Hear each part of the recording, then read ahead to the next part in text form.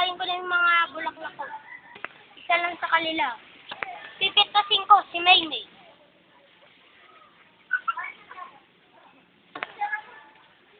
Mabuhay ka! Bakit mo ako binuhay, kamahalan? Pagkabawa ako sa iyo. Hindi pwede, kamahalan. Huh? Bakit? Kulang pa ng dalawang flower pop girls. Pwede ako lang mag-isa. Hindi ka ba marunong mag-isa? Kung hindi, tatanggalin na lang kita. Isang unos lang, kamahalan. At magiging bulaklak na ako. Ikaw. Ah! Maging bulaklak, kamahalan. Sinisira mo ang beauty ko. Sige po, kamahalan.